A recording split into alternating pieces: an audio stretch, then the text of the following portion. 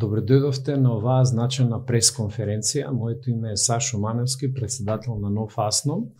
Со мене и до мене е Ангел Радонов, председател на забранетото Сдружение македонци за етничка толеранција, Македонски клуб за етничка толеранција од Република Бугарија. Како што може би знаете, може не, но досегашната целосна правна борба за остварување на човековите права на македонците во Пиринска Македонија се одвиваше во Европскиот суд за човекови права. Истиот, имаме пресуди 14 против Бугарија, има еден недостаток, а тој недостаток е немање на извршна моќ. Тоест, Европскиот суд за човекови права констатира одредена состојба во Бугарија, меѓутоа нема никаква моќ да принуди Бугарија да го имплементира кршењето на основните човекови права на македонците во Бугарија. Ова е проблем и доказ за тоа се 14 пресуди, а немаме и ниедно извршно дејство, него напротив се даваат символични казни, Бугарија ги плаќа, тоа е случај и за Грција, каде што клубот во Лерин, Сидропулус против Грција, исто така кога доби пред Европскиот суд за човекови права, Грција си ја плати сметката и ништо не се направи за регистрација за ниеден клуб. Наспроти тоа, во последниве неколку години, тоест декада, имавме фундаментални промени внатре во Европската Унија. Тоест, се дадоа во Европската Унија одредени права на институциите да можат да решаваат правни спорови. Тоест, на Европската комисија, заедно со Судот на правда, се даде можност да принудат, тоест да принудат и да казнуваат држави кои се воспротивно од европското право. Така да имавме во последните 2 години, 7-8 години уствари, случај со Полска, кога што Европската комисија имаше тужено Полска пред Судот на правда во Луксембург, во каде што судската независност беше доведена до прашање, се основаа нови судови, парламентот почна да избира суди во судскиот систем и така натаму. Сето тоа се косеше со судската независност која е задолжителна внатре во Европската Унија и како резултат на тоа Европската комисија поведе постапка против Полска, за да потоа судот во правда во Луксембург исто така ја казни Полска 1.000.000 евра на ден, мислам дека беше. Но како и да е, Европската комисија беше доста детерминирана тоа да го прави и не само што биде детерминирана, него и ги скратуваше фондовите наменети за Полска од Европската Унија. Значи, внатре во Европската Унија има правни механизми да се натера една држава да го следи правото. И тоа е големата разлика меѓу Европскиот суд за човекови права и Судот за правда. Сите 14 пресуди против Бугарија се во склопот надвор од Европската Унија, а Судот за правда од Луксембург е дел од институциите на Европската Унија. Под моја иницијатива, прифатено од македонската диаспора, ние се здруживме со македонците од Пиринска Македонија и решивме да тестираме правото на Европската Унија, знаејќи дека член 12 од повелбата на фундаменталните права на Европската Унија се крши од страна на Бугарија, а тоа е правото на здружување и формирање на асоциации. Ова е фундаментално право која секоја земја членка мора да го имплементира. За жал, Бугарија тоа не го прави и пред 2 години поведовме постапка, заедничка со диаспората, со господинот Ангел Радонов и со помош од Омо Илинен Пирин, Стојко Стојков, со кого исто така имаме одлична соработка. Поведовме постапка внатре во Европската комисија за представка против Бугарија. Ги наведовме сите аргументи правни и меѓу кои го наведовме и правото на слободно здружување кое се коси. Тоест, Македонскиот клуб за етничка толеранција е формиран 2011 година, истиот не му е дадено правото на регистрација. Ангел има водено правна битка која губи во Бугарија, оди во Европскиот суд за човекови права кој констатира кршење на човековото право и правото на здружување.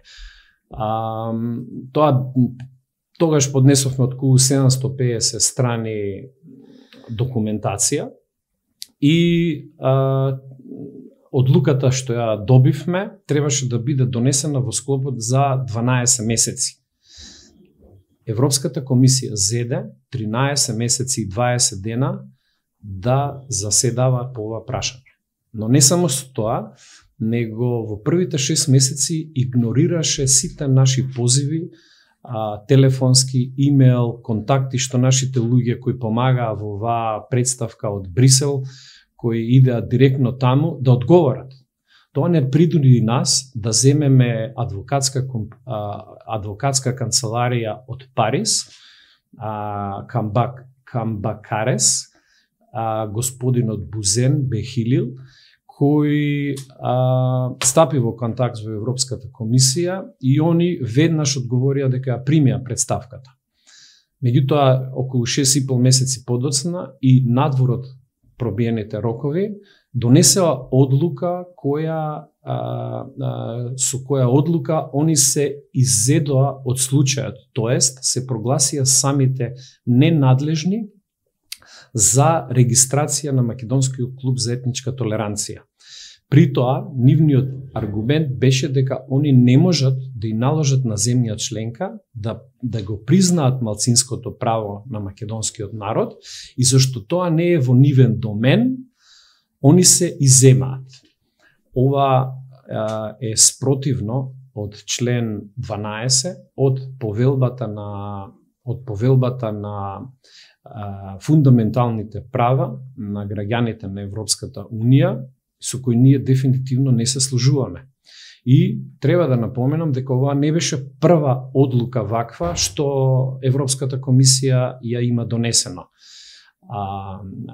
Господинот Стојко Стојков заедно со Европската алијанса исто има вложено напори за да ја запозна Европската комисија и одговорот на Европската комисија беше ист. Нема разлика. Потоа во соработка со нашиот адвокат од Париз, ние направивме една правна анализа и сметавме и не се сложивме со ваквата одлука на Европската комисија, него напротив, сакавме таа борба правна внатре за исполнување на европското право. Значи, ова веќе не се на европското право кое е подпишано од Бугарија да биде спроведено. На ист начин, како што Европската комисија ја приморува Полска и Унгарија за случаевите кога европското право е кршено. Во случајот, како што напомена во Полска, тоа е за судската независност, која оваа година се реши, мислам, во мај, меѓутоа спорот по Унгарија што го има Европската комисија се уште тече. И тој во дел од истиот закон, тоа се вика sovereignty law, значи суверен закон, кој Унгарија го има донесено, Европската комисија го спори истиот, кажувајќи дека го забранува правото на здружување, истото право што Бугарија го забранува на Македонскиот клуб за етничка толеранција. И не само тоа, судот за правда исто така и донесе пресуда против Унгарија, каде што 1.000.000 евра на ден и се сократуваат од буџетот и од фондовите на Европската Унија. Нормално Унгарија е против тоа и во моментот спорот се однесува.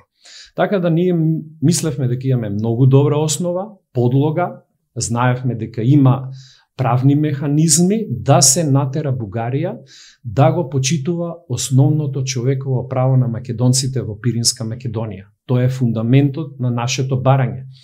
Затоа, заедно со адвокатот и со помош на македонската диаспора, и сакам овдека да се заблагодарам на целата диаспора што го помогна ова, од Бил Николов Торонто, македонскиот покрет за човекови права, Симон Поповски од Лондон, Александар од Франкфурт, имаме други поддржувачи од Австралија и македонскиот клуб за човекови права од Нью Джерси и Нью Йорк. Лансиравме тужба против Европската комисија во судот за правда. И баравме исто тоа што Европската комисија го бара од Полска и го бараше од Полска и Унгарија. Ништо повеќе. Значи да го следи словото на законот и правните механизми што ги има внатре во Европската Унија. Како основа на оваа тужба беше фактот дека Македонскиот клуб за етничка толеранција му е забрането да се регистрира и дека тоа се коси со член 12 од повелбата за фундаменталните права на Европската Унија. Фундаменталните права и повелбата за фундаменталните права се основата, значи тоа е базата врз која Европската Унија почива. И ние само ние кажавме дека тоа се коси со истите и, како што кажав, кога беше на 19 март 2024 година лансиравме тужба. Во истата наведовме дека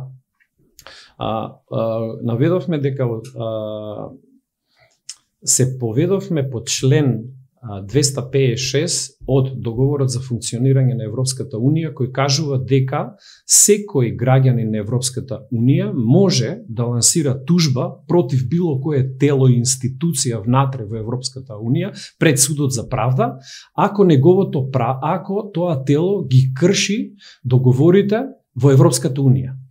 Сметавме дека Европската комисија го крши овој договорот за фундаменталните права и на основа на тоа, према членот 265 став 1 од истиот договор за функционирање на Европската Унија, судот на правда во Луксембург е обврзан и должен да ја преземе таа тужба. Тоа и го направи. Така да тужбата беше примена на 19 март 2024 година и судот ја разгледуваше тужбата. Во истата тужба ние баравме исто што Европската комисија го бара од Унгарија и што го бараше од Полска. А при тоа го доби спорот со Полска, против Полска. Тоест, баравме судот да и наложи на Европската комисија да ги скрати 1.467 милиони евра од кохезивниот фонд наменет за Бугарија во периодот од 2021 до 2027. При тоа се поведовме на неколку основи за да го направи тоа.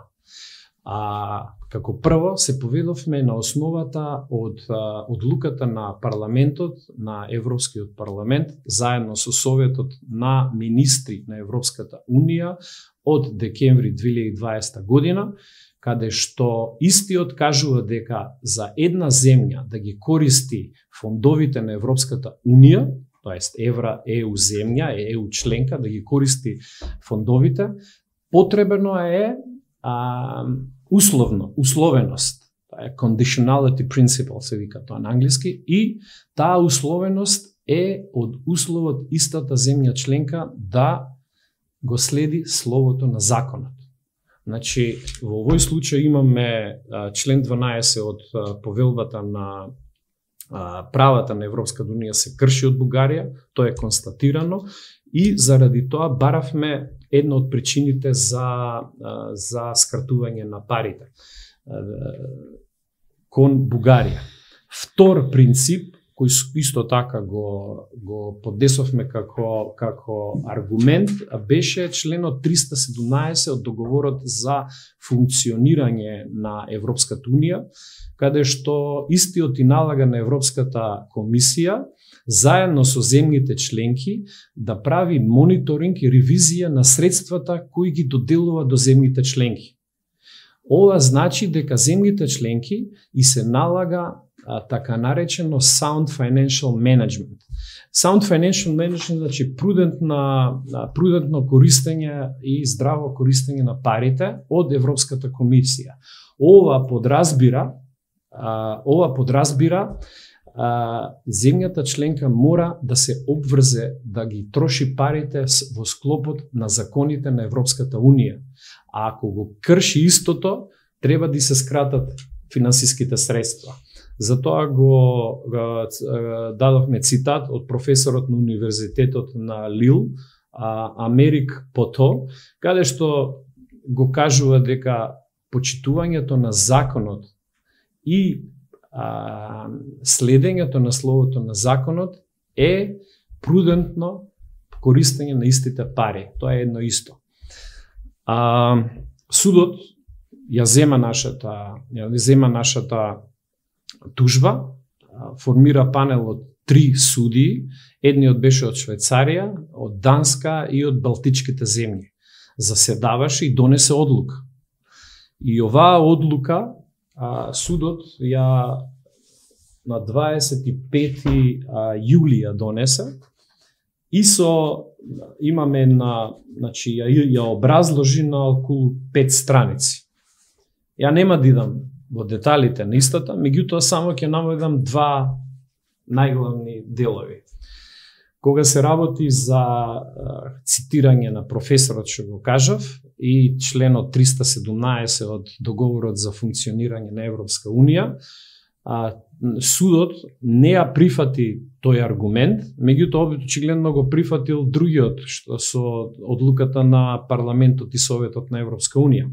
Но како и да е, во последната точка 16, судот се прогласи ненадлежен за овој случај.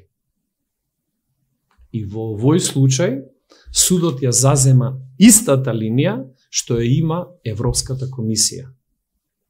Ова е сегашната позиција која ние дефинитивно ќе се бориме против. И ова води кон 3 заклучоци. Тие заклучоци се реалноста што денеска ја има и владее во Европската Унија. Првиот е дека со оваа пресуда, со подпис и печат, дискриминацијата против македонците во Европската Унија е озаконета и е влесена длабоко во сите пори на европското општество и институции, затоа што Европската комисија и Судот за правда се ставаат на страната на Бугарија против кршењето на основните човекови права на македонците. И имаме од една страна сигнал од Европската комисија и Судот за правда за тоа политика на дискриминација да продолжи.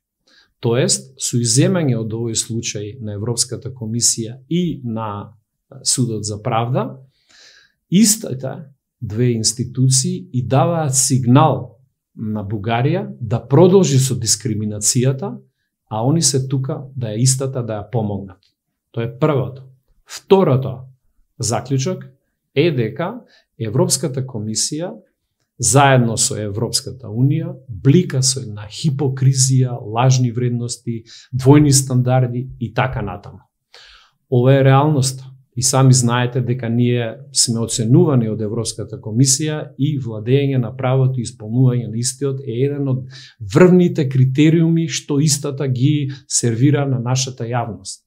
Но како и да е, кога се работи за нашето барање, они внатре во нивниот дом да го почитуваат правото на здружување и асоциација, член 12 од повелбата на фундаменталните права на граѓаните на Европска Унија, за македонците во Пиринска Македонија тоа не важи. и од истото они се изземаат. Така да потребно е они да си го исчистат ѓубрето прво во нивниот дом, пред нас да ни кажуваат што да правиме тука.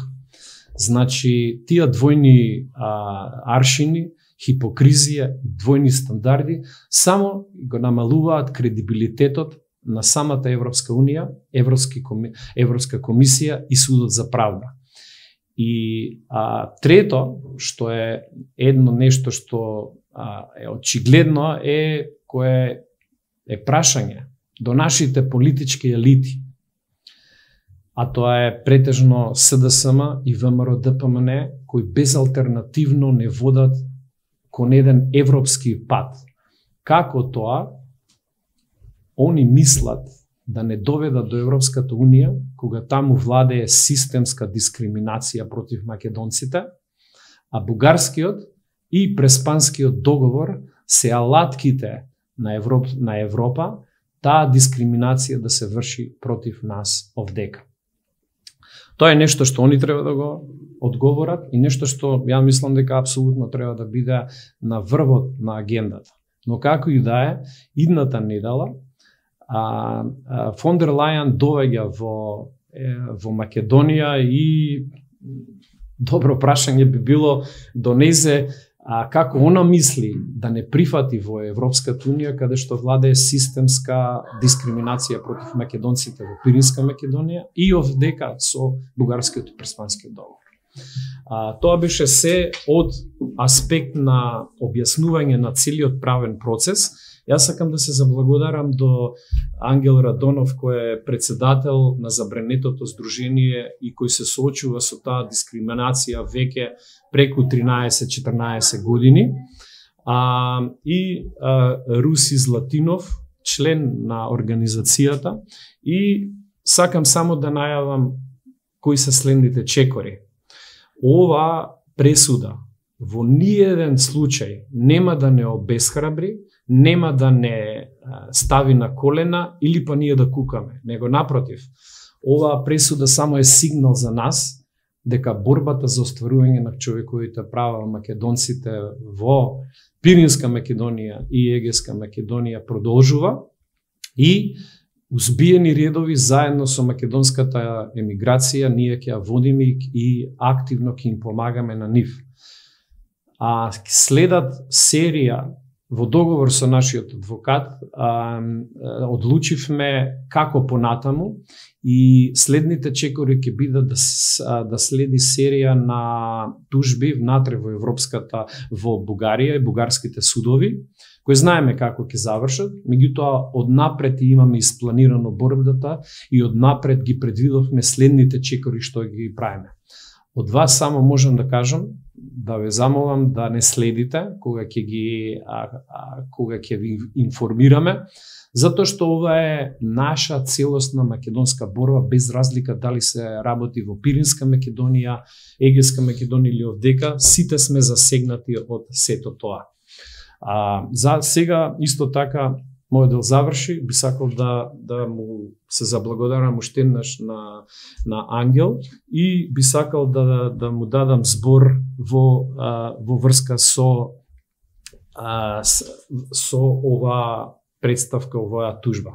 Повели Ангел.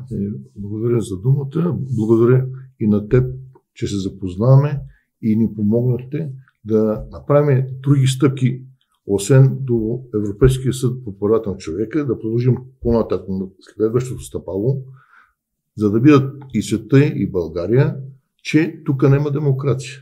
Аз съм сигурен, никога не е имало и няма да има. Тужбите, главният обвинител, ако следите вестите от България, се извършил от една комисия, която нямат право, изтекал ми срок, мандатът им след.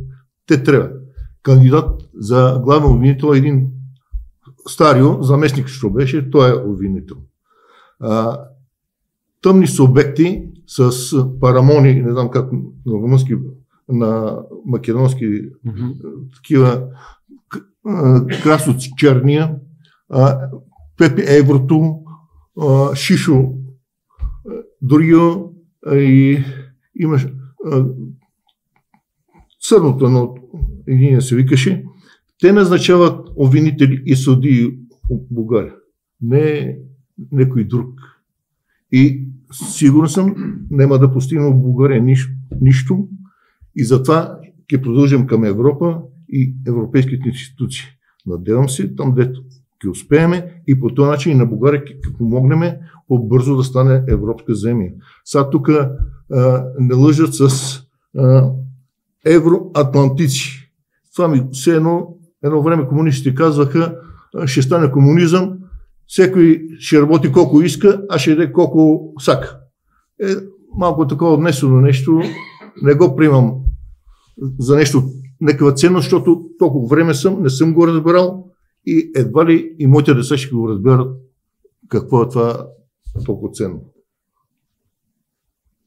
Благодаря много. И аз също му благодаря за поддръжката, която ни оказва Нов Асном и лично ти поддържаме контакти, чуваме се редовно, виждаме си България и тук към вас. Сега ни предстои Кресненско-Разловечкото въстание ке се чества, обаче кмето на Кресна е забранил. Давахме тужба у Садон, прати ново писмо, отговор, че имат те мероприятия, демек па не може да извършим както трябва честването. Винаги ще имаме пречки, не се надявам да се оправи, докато поне и аз съм жив, няма да стане тази работа. Разложението за забрана съществуване на... Мисля, че дека ще обявим въстание и ще обявим независимост. От това се страхуват. Аз го имам на телефона от това точно писмото. Да, от това се страхуват. Чега, кой ти каза от това такова нещо? Ние искаме да сложим китки там, да кажем 2-3 сбора и това е. Иначе след това отиваме на Общава горе. Там няма проблеми. Там си Стара Кресна. Там си полагаме цветяна, има паметник, споменик. Отиваме на Общава и там панахида за загинатите герои са права. И хубаво тържеството, всяка година го правим това нещо. Но винаги имаме проблем. Както и с клуба в Благоевград. А сега забраната за кай конкретно е? За 20. За 20 само не. За коя локация? За Кресна. Точно ли? Да, там има паметник на Беровски и ние там полагаме китки и после одиме горе на Общава и на Стара Кресна.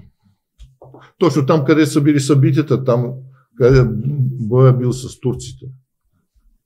Како моментално функционира македонскиот клуб за етничка толеранција? Има забрана нели за регистрација? Се соочувате ли со некои потешкоти воопшто во функционирањето? Приписот не знам било што. То винаги ни пречат. Ние немаме изјави.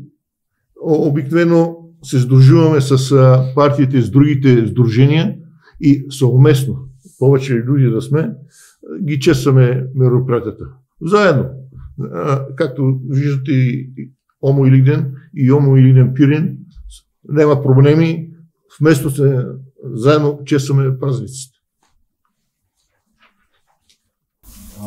Сашо, само уште едно прашање. Неодамна и Комитетот на министри на Совет на Европа имаше заклучоци што беа дека Бугарија не ги спроведува пресудите на Европскиот суд за човекови права и им дадоа рок до 16 декември, мислам дека беше, со можност да се пролонгира евентуално и тој рок, па во март пак да се навртат на тие заклучоци.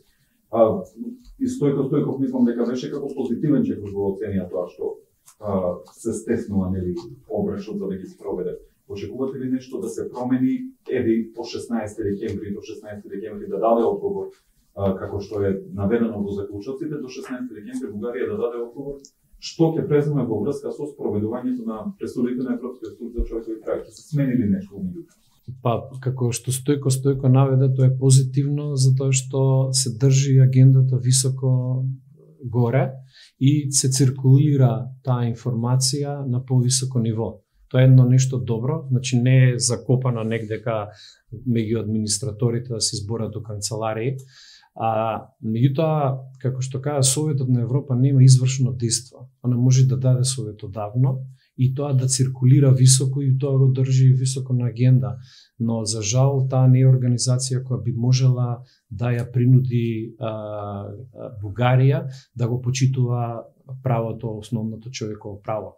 Вистинските елементи беа со Европската комисија, која има Article 7, например, кој го применува во случајот со, може да забрани дури глас во Советот на министри на Европската Унија, ако тоа го сака. Ако иде до тоа толку, нормално има чекори дека се стигне до финалниот до финалната врата, меѓутоа судот за правда во Луксембург заедно со Европската комисија се вистинските институции што може да имаат правни мерки, економски мерки и секакви да извршат вистински притисок, да скратат пари, да вршат пресија и така натаму за исполнување на овие се фундаментални права на гарантирани на граѓаните во Европа.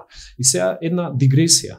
Замислете вие, двајца албанци да додат во регистарот и да сакаат да формираат албански клуб за етничка толеранција.